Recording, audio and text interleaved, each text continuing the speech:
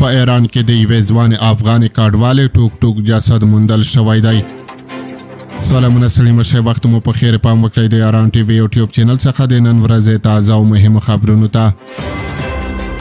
د هنګاو په نوم د ایران د بشري حقوقو یو بنسټ راپور ورکړی چې د افغان نجلۍ چې 26 کاله عمر یې درلود 15 ورځې مخکې له درکه شوې وه. دغه بنسټ ویلي وژل شوې نجلۍ کبره رضایي نومېده چې په تهران کې له کوره کار ته د تګ پر مهال نه درکه شوې وه.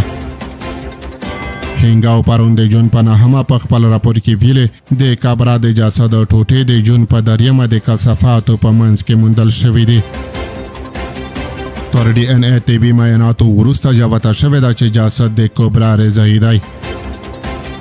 خو په راپور کې راغلی دی چې د قرباني شوې نجلۍ د بدن نورې ټوټې ګرځنده ټلیفون او د پیژندنې اسناد لا هم ورک دي. هنګاو ویلي چې د جسد لا پیدا کېدو څو ورځې تېرې شوي، خو سیمه ییزو چارواکو لا هم د نوموړې کورنۍ ته د دغې قضیې په اړه معلومات نه دي ورکړي. دغه بنسټ د خپلو سرچینو د معلوماتو پر بنسټ ویلي دی چې د روانې اونۍ د شنبې په ورځ چې د جون 9 به د کبره رضایي کورنۍ د هغې د جسد ښخولو پرېکړه کړې وه، خو حکومتي ځواکونو اجازه نه ده ورکړې چې هغه ښخ کړل شي. یو شمېر نورو ایراني رسنیو هم په دې اړه راپورونه خپاره کړي دي او ویلي دي چې د دغې پیښې لامل نه دی معلوم، خو د تهران د پېښور سیمې پولیسو له پیښې سره په تړاو یو تن نیولی دی.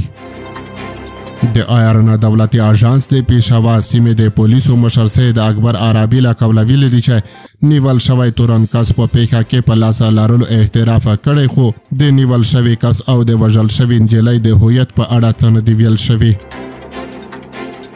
په ایران کې میشته افغان کډواله فاطمه د پیښه په دې هیواد کې د زرګونه افغان کډوالو د برخلیک یوه بیلګه بولي او وایي د کبره رضایي وژنه فردي نه ده، بلکې په خبره د سیستماتیکې بې عدالتۍ هغه لړۍ ده چې افغان کډوال یې هره ورځ تجربه کوي.